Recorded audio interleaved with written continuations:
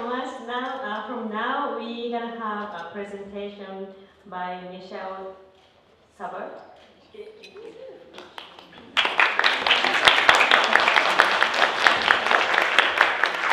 Hi, everybody.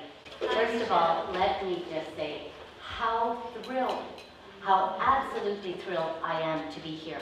For a number of reasons, I wasn't able to come to Caledon this year, but here I am. And not only that, I'm sharing this with the love of my life.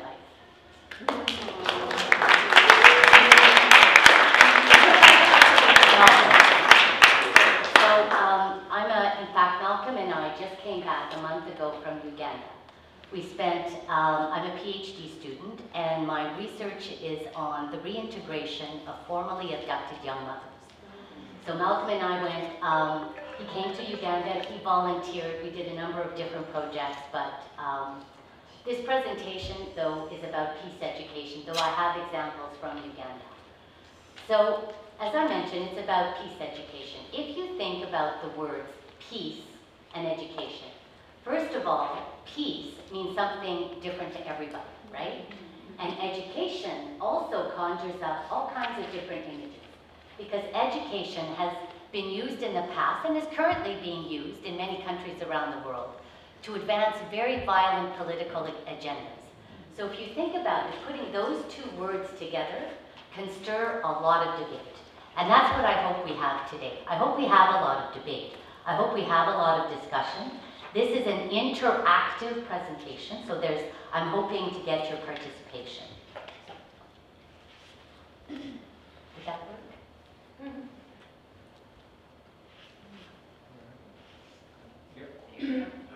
Okay, perfect.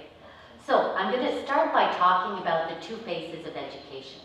That is how education can be used to promote violence, racism, prejudice, and how it can be used to promote critical thinking and social action in the classroom. I'll define peace education, what it is and what it looks like in the classroom. I'll then give 2 or 3 examples, time permitting, on peace education projects. I'll then discuss how peace education is aligned with Buddhist principles. Then I'm going to break you out into 4 different groups, and you're going to talk about different topics for about 30 minutes, and then report back. So, this is the interactive part. So what comes to your mind when I say 2 phases of education? What does that mean to you? Hidden agendas. Hidden agendas, okay, yes. Positive, negative. Positive, negative, binaries, yes. Teacher, student. Teacher, student. Yes, well, I suppose. Teacher. Working hard. Working hard. Teaching and learning. Teaching and learning. 2 faces looking in different directions, or like a coin, one that we see and one that we don't. Hidden agendas and one that is a front. Very Can you good. repeat Yes. what she said? Yes. Can you repeat it? Well, she says it's the 2 faces of education is like 2 faces of the same coin. One we see, one we don't see. The other one that we don't see is that hidden agenda. How come? How come we don't see it? See it. Because the government in question does not want us to see it. It might be in very subtle ways that they're promoting their agenda. It Yeah. can be very subtle, or it can be very overt, and I'm going to give some examples of that. So the 2 phases of education, on one side, it can promote inequity, hopelessness, despair, violent political agendas. Okay, that's one phase of education. The other phase promotes critical thinking and social action. So I'm going to give you 4 examples of, I'll give you 4 examples of the negative phase of education. The first is limiting access. Sometimes educational systems limit access of who can and cannot go to school. For example, in Uganda, in 2009, the Ugandan government said, education for all. We're going to promote the Millennium Development Goals, and primary education will be free for everyone. However, that year they had 103% enrollment, if you can imagine, in primary education. However, they didn't transfer payments to the schools. So then the schools had to start charging school fees. Now the average Ugandan makes less than $100 a month. School fees are $200 a term. You've got 8 kids. How are you going to send your kids to school?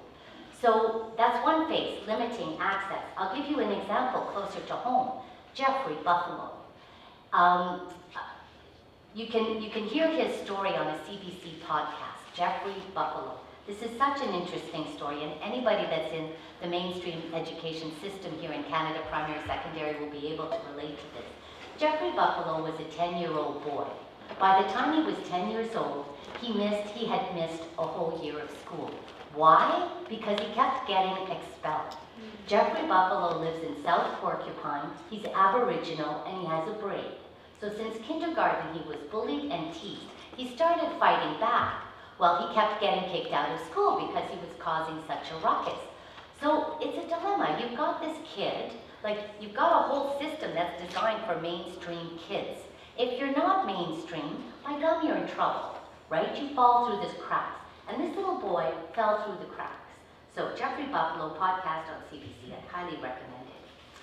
So second darker side of education is when schools promote gender inequity, homophobia, and racism. And I'll give you an example. In Pakistan, the Taliban believe that girls shouldn't be in school. Through continuous threats of government and private schools, government and private schools for girls, over 900 schools were shut down in a period of about 15 years. 900 schools were shut down. That meant that 120,000 girls did not get an education, which means that there's a whole generation of girls now in Pakistan who are functionally illiterate. What does that mean? Well, what's that got to do with peace education? There's a really strong relationship between the role of girls and the role of peace. So because women are mothers and they have that very vital impact in the home, women are associated with peace building. So now you've got a whole generation of women that aren't educated, right? So another way, another side, the darker side of education is when educational systems other a particular group. What does it mean to other? Does anybody know? Ostracize, yes. Demonize. Demonize, Yeah. Excellent word. That's exactly what it is, yes. Body and mind. Not quite body and mind. When you other another person, you create those us and them binaries, right? You have the superior and the inferior. You have the civilized and uncivilized. Educational systems, other particular groups. Shortly, Joy, yeah. And you have girls, when they go through menstruation, they're allowed to go to school. That, in Nepal, that happens all the time, which means that they miss lots of their education. Jenny, thank you so much for saying that, because this gives me a segue to give you a shameless plug. While we were in Uganda, because I'm very interested in girls and education, I learned that there's 3 reasons why girls don't go to school. First of all, the parents can't afford the school fees. Second reason is that they have so many children, they have to pick and choose who goes to school. And if you're a girl or you're disabled, you're at the bottom of the list. Third reason girls don't go to school, they can't afford sanitary protection. They don't have the means to buy sanitary protection. So they're in class, they're absolutely humiliated, they're embarrassed. The boys tease them. The boys treat them terribly when they're on their periods. So here's the shameless plug. A missionary that I met in Uganda has made these reusable sanitary pads. On one side is fleece, on the other side is cotton. And he's distributed over 2,000 all through northern Uganda. And what's happened, these girls that were going to drop out of school don't drop out. And they're staying in school. And he has some serious statistics to show how many girls stayed in school because of something so simple. So my determination is to make 1,000 of these before November. I'm going back in November and I want to bring 1,000 of these pads. So if anybody wants to help sew 1,000 sanitary pads, you let me know because I have the fabric in my car. Just in case. Just in case. So, you had a comment, sorry. Oh, there's because other we use as an adjective normally, not as Yes. a verb. That's right. But it brought to mind the category on censuses and different forms. When they don't know where to put you, they always have the other. It's like it's Without a default. Yes, I know exactly what you mean, because you're not falling into one of the boxes. Yeah. And that really has to do with the definitions. People that don't fall into the mainstream, right? They're not the superior group. So an example of othering comes during the Cold War. The United States commissioned a university in Nebraska, Omaha, to create textbooks which were bound for Afghan refugee camp.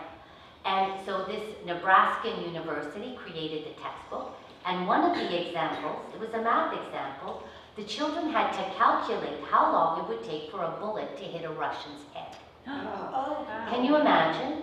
And there's a whole field of study of textbook analysis, and you can see how political agendas seep into textbooks. This is the other side of education.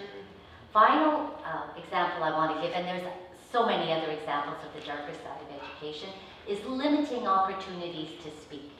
Often schools require regurgitation of information and don't engage students in real dialogue. They use indoctrinating methodologies as a means of teaching submission to authority. Makaguchi, for one, was in direct opposition to authoritarianism in schools. And President Takeda in his peace proposal talks about the importance of dialogue, especially when you're dealing with other ethnic groups. The more you have dialogue with people who are not like yourself, the more likely you're able to build, and I don't like the word tolerance, the more likely you are to build acceptance of these other groups, right? People that are different from you. So now I'm going to talk about, I'm going to define peace education, but first I want to ask you, because peace education is the other side. It's the other face of education, right? It was a reaction after the Second World War. Peace education became much more commonplace. And what you're going to hear, it's very similar to your previous presentation on humanistic education. You're going to see common elements. Sorry, is othering also residential schools? Oh, yes. That's a fantastic example of residential schools in Canada. And that's exactly what they were trying to do, is to make Aboriginal children like whites, right? Can I just say something? Yes, And please. I did that on purpose because I'm sometimes not a very nice person. And because I'm an American and you use that horrific, horrible example, I mean, it's awful. I just thought residential schools in Canada, and I had never learned about them until I was 47 years old and I went to Concordia University. And that was such a hidden secret within the education system that we were not allowed to even know about these places. And that to me was such a huge shame. So I'm pointing out Canadian deficiencies because I always get those American examples, and they're horrific, right?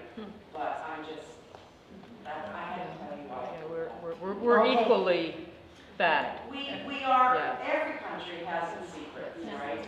Well, it has its darker side, absolutely. And and also teaching practices. But the examples I use are from all over. No, I It wasn't. know, but I really was serious. Othering would, a perfect example would be the residential school. Okay, so can anybody tell me, can anyone define for me peace education? What is it? That's easy. I teach English second language, and often I have a group of 45 people and 22 people, or 22 different countries. And one example of my peace education was in one class I had a Palestinian sitting beside an Israeli sitting beside an Iranian woman. And that to me was peace education, because they were all helping each other. In a Montreal classroom. Okay. Sorry? Dialogue, engaging students in dialogue, critical dialogue, I would add. Resolving conflicts within the classroom. Absolutely. English, second language. Okay. I think I'm a teacher, by the way. I don't teach professionally, but I think that education should be used like, when you read President Makiguchi's, when you read about his philosophy. I was just reading Mr. Makiguchi's philosophy about teaching, and he said that the focus of education should be the individual. Education should not be used as something that puts you in a special place. It should be more about life. Exactly. We've got to teach children about life, and I think it should be a uniting force, not something that divides us. I think when education starts to divide us, like these schools versus those schools, education in one country versus education in another, you have like people that are educated in third world countries that are really smart, and they have the best of educations because there are institutes in the third world countries that are really good. But when they come to Canada or to the US, they don't find a job and they have to be, So I think that is one of the things that divides people, because it leads to bitterness. So I think a good education is that opens the life of an individual at a very fundamental level. Because no matter what your education is, if you're in touch with your humanity, and I think we should all teach our children to be good human beings, to empathize with others' sufferings. Because I think the segregation and the otherness and the negativity that can be fostered through education comes from this lack of thinking that somehow our lives are different from other people's lives. Right. Because the people who help others are the ones who understand the oneness of life, that everybody's life is fundamentally the same. Thank you. I think peace education is about creating agents of change, so making sure that children feel as if they have the ability to change. We can never hear She was saying that peace education has to do with fostering children to think of themselves as agents of change. Yeah, and to make sure that they have in teaching that part of your lesson is that there's some sort of outcome, hopefully, where they feel like they're making a difference in the world. Where the kids feel like they're making a difference in the world, that's part of the teaching. Okay, thank you. Yeah. Part of peace education is inoculating people against the forces of hate. How, the media and the government and various governments will report on different people and characterize them in different ways. Freedom fighters become terrorists, and right. Everybody. It makes it difficult to look at a person in a hijab or something in everybody, you begin to think that, well, everybody has an agenda when they don't. Mostly, as you were saying, they want to raise their families, and have a peaceful life. I created a lesson plan to raise awareness about Islamophobia, and I took a case, the Shafiq murders in Kingston, and I compared it to the Magnati murders. Right?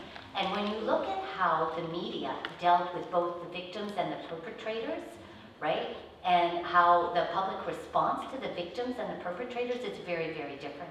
So that kind of hate speech is really prevalent, it's really a problem, and it's something that peace education can address. Yes? Yes, I think it's also about teaching compassion in schools, and hopefully in the coming years that will be a part of curriculum. Building is how to be a compassionate and, like you were saying, Gurdeep, a good human being, what that means. We're going to see a video later on about deep listening, and it addresses that, because I've always struggled with that. How do you teach compassion, right? Yeah. It's an interesting question. Last comment? Oh, okay. Yeah, I've thought of type 1 education as regarding people as, the students as objects and things. Type 2, or peace education, has an empathetic view of people and students as people, human beings. Exactly. And in fact, later on, I talked about how peace education is so aligned with Buddhist principles, and it's that recognition of the ultimate potential of each individual student. That's part of peace education, it's part of Buddhism, right? Okay, so moving on. Okay, so peace education was developed by women and men. So women played a large role, so did men. And women such as Maria Montessori, Jane Addams, and Betty Reardon were prominent names. Betty Reardon defined peace education as education policy, pedagogy, and practice that can provide learners in any settings with skills and values to work towards comprehensive peace. So other important names are John Dewey, Paulo Freire, and Johann Galtung. Does anybody know these names that I'm throwing out to you? Dewey, Galtung? Okay. Yeah. So to Galtung, peace education is the abolition, is it on some side? Yeah. Okay. Is the abolition of direct or physical or structural violence constituted by systematic inequities that deprive individuals of their basic human rights. So basically that's talking about othering, right? So peace education, how is it different from humanistic education? Peace education takes several formats. You can have a peace education program. So for example, you have a whole unit on conflict resolution. You have a whole design peace education program that makes part of a curriculum. Or you can have peace education integrated throughout the curriculum, or you can implement the principles of peace education into your teachings. Then it starts looking more like humanistic education that you might find. So peace education is guided by critical optimism in order to foster social change. What do I mean by critical optimism? Any thoughts?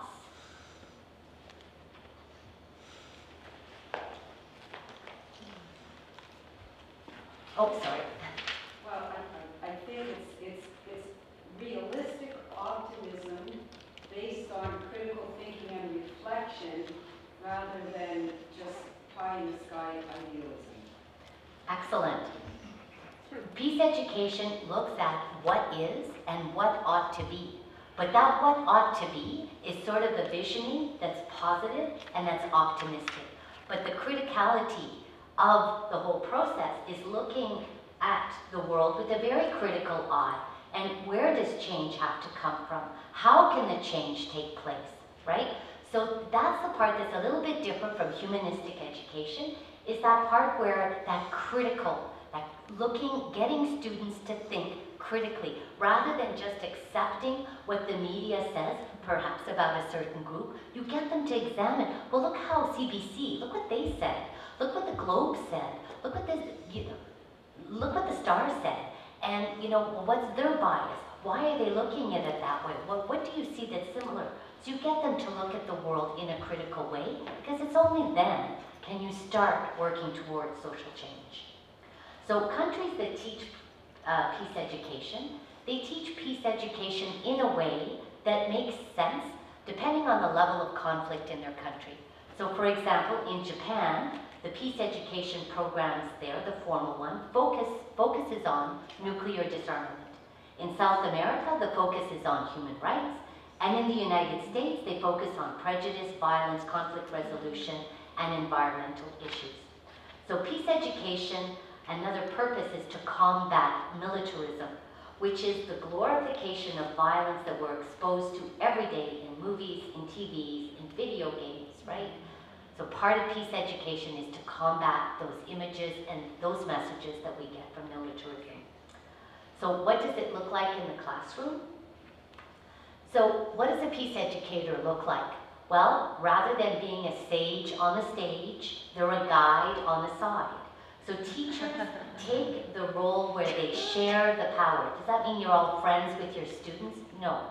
It means that you believe that knowledge is co-constructed. And you teach in a way where it's not coming from an authoritarian place, but you teach in such a way where you give students problems to solve, and so that they can exercise critical thinking in order to solve those problems. And shortly I'm going to show you a video about a fantastic educator that does precisely that with the World Peace Game. So peace educators, another thing, they're not afraid to deal with hard subjects. Hard subjects like racism and homophobia and political decisions. Peace education looks at what is, and as I mentioned, sort of envisions with the students what ought to be. So peace educators acknowledge the inherent potential of each individual child. Makaguchi said, teachers must not guide students with an arrogant attitude of holding themselves up as a model of greatness to which students should aspire. Rather, they should urge children not to be satisfied merely attaining what the teacher has achieved. Oh, sorry, that's the next slide. Yeah. So the correct attitude for a teacher is a humble one, telling children that you want them to advance together with them towards the goal. My daughter in grade 8, so it's just 2 years ago, she had a particular teacher, and the teacher was pretty good, but one day the teacher was in a bit of a mood, you know, who knows what was happening in her personal life. And, you know, she was trying to get the kids to understand something, and they weren't, you know, they hadn't done their homework, they didn't get it, you know, they didn't understand. And so she stood up and she said, "You're all idiots." Walked out the door and slammed the door. Now, this authoritarianism, it's almost like that's bred in teachers sometimes, right? That they see themselves as the authority, as the holder of knowledge. So probably this teacher had other obstacles that she was dealing with, but I thought that should absolutely never, ever happen. Right? So, next slide, please. The topics of peace educations are relevant to teachers. I think somebody was saying that. It's got to be relevant, it's got to take... There. Are we in the right place? Yep. Okay. The topics of peace education are relevant to children, and they're happening just outside the classroom. John Dewey said, teachers should be less concerned with teaching about the height of mountains and the length of rivers. Rather, lessons should be anchored in real life and real issues, and learners should interact with the material critically. Anyone that's had any sort of education in teaching, in education, would have come across John Dewey, and he was a great proponent of peace education and really advocated that the lessons were meaningful to the children and not so abstract. So, and somebody else mentioned this, that peace education, it's learner-centered, it's inclusive, and some would even argue it is child-led. So you find out what's important to you, to your class. What's important to you? What do you want to learn about this subject? Well, you know, learning ESL, I want to be able to go to the market. Okay, let's work on what's the vocabulary, what are the structures we need when we go to the market? Well, I have got a job interview, I need to know these particular, okay, let's work on that. So learner-centered, right? Makaguchi said, rather than providing knowledge itself, we must encourage the joy and excitement that arise from learning. So discipline in peace education is never corporal or humiliating. Now, we no longer have corporal punishment in schools, thank goodness, and there's enough research now to show that it really doesn't work. However, what about, like, I have another example from the States. Go for it. In Texas, teachers can have a gun in the classroom. In Texas, teachers can have a gun in the classroom. Yeah, they can. Teachers can have a gun in the classroom. So, what does that say about peace education? Can you have the two ideologies, that ideology about violence, and it's not just the United States, right? That sort of culture of violence, can it somehow be married with the principles of peace education? Or do you have to totally change the culture of violence before you can incorporate peace education, or is it chicken and the egg? So I'm just putting that question out there for you. So I'd like to give you some concrete examples of peace education in action. So next slide, please. Villa Libertad. Villa Libertad. We're not. One more. Do you see a picture of the school? Okay. Was situated in the heart of one of the worst slums in Managua, Nicaragua. And surrounding Villa Libertad were a number of gangs who were active in the drug trade. The community couldn't stand these kids. They said that they were criminals, they were problematic, they were dangerous, right? The school itself had a lot of violence, and the Ministry of Education said that the school needed to be fixed through the conventions of punishment, re-education, and rehabilitation. So you have a school, Villa Libertad, with a very high dropout rate, because it's dangerous to get to school, it's dangerous to be in school.